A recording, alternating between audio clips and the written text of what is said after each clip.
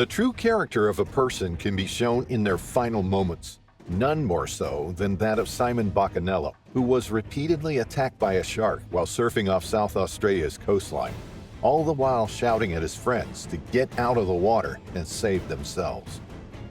Hit like and subscribe. This is Fierce. Situated on the Eyre Peninsula in South Australia is Elliston Area School. It was in a rural community, a place where everybody knew each other.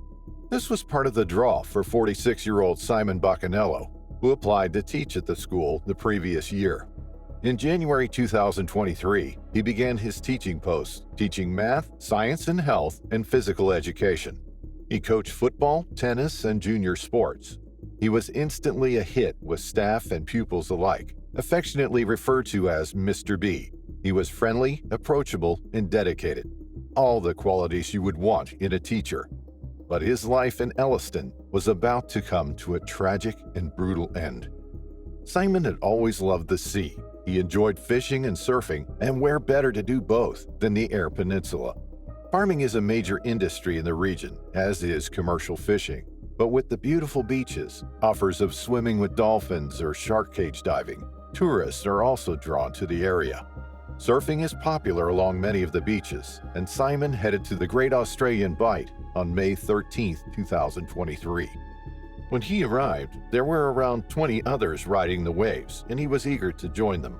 He pulled on his wetsuit and casually jogged across the beach to the water, his surfboard tucked under his arm. But he couldn't possibly know that he wouldn't be leaving the water that day.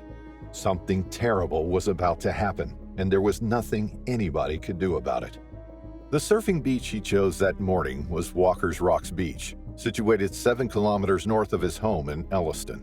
Partially sheltered by the surrounding reef and sporting a long beach, Walker's Rocks was popular with walkers, swimmers, and surfers. The group of surfers gathered 30 to 50 meters offshore. As they bobbed on the surface, they had no idea that beneath them they were in the sights of a killer predator. Simon sat on his board with his legs dangling over the edge. The water lapped at his thighs. He had always been an active and adventurous man who enjoyed sports and the great outdoors. His enthusiasm for sports came across when he coached pupils at his school.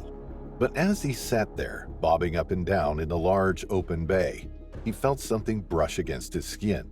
He immediately pulled his foot up and out of the water and looked down.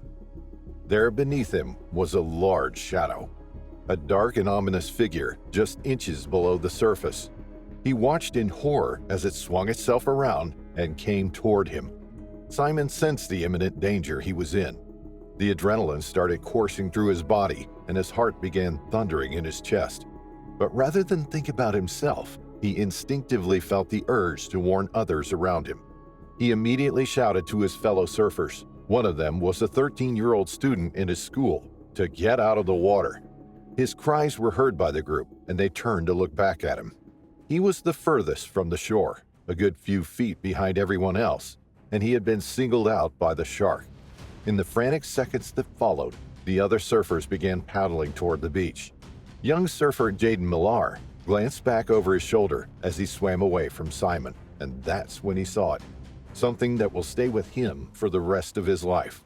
He saw a gray tail reach up out of the water and the teacher disappear below the surface. There was a thrashing. The water bubbled and boiled and splashed.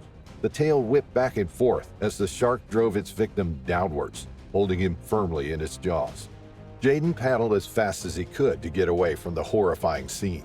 He pulled at the water with his arms and kicked furiously with his legs. It felt like an eternity as he inched his way to dry land and the promise of safety. Below the surface, Simon was still fighting. His leg was still attached to his surfboard as he was being pulled downwards, deeper and deeper into the abyss of the Australian Bight. Witnesses could see his surfboard above the water, being held upright as the ankle cord was pulled powerfully underwater. The cord was taut, holding the surfboard vertically up while Simon grappled with the predator below. Those on the beach and in the car park suddenly saw a rush of surfers heading for the sand. It was a scramble to make it out as quickly as possible. They saw the commotion beyond the breakers, unsure of what they had just seen. Somebody jumped into their car and started sounding the horn, trying to get everybody's attention. Then the surfboard that had been held up on its end smacked back down and lay flat on the sea's surface. It bobbed there with no sign of Simon. The cord had been cut. It had been severed, most likely by the shark's razor-sharp teeth, and Simon was dragged away, never to resurface. The state emergency service located at Streaky Bay, north of Walker's Rocks, was deployed to the scene. One of the surfers called in an ambulance, but they knew there was no hope for Simon now. The attack had been so rapid, it was over within a matter of seconds. A few horrifying seconds in which a local man had lost his life. They scoured the sea for Simon's body, but only his surfboard was found. A large circular bite mark in the middle of it, providing evidence of what the much-loved teacher went through during his final moments. As news of the terrible incident spread like wildfire through the close-knit communities of South Australia, details of the attack emerged. Those who were in the water with Simon at the time of the attack attribute their lives to his courageous and heroic actions. It turns out that Simon continued to warn people to get out of the water as the attack unfolded. When he first shouted at them, it wasn't clear whether he had been bitten or had just seen the shark approaching. Then seconds later, he was attacked. During the commotion, in which he was desperately trying to fight the shark off, hitting it and kicking it with everything he had, he was still yelling for people to swim away. It seems the shark came back around a third time for him, and he was dragged underwater, never to be seen again. If there is one thing people will remember about Simon, it is his selfless heroism during the last few moments of his life. Shark experts have described just how unusual the attack was. It was the first incident at that location for more than 20 years, and for a shark to come back 3 times is very out of character. The nature of the attack led some to believe that Simon was attacked not by one, but multiple sharks. The search across land and sea continued over the following days. Helicopters took to the skies, and people combed the shoreline for any trace of the lost man. Apart from a small piece of styrofoam thought to belong to his board and a strip of black wetsuit material, nothing was ever found.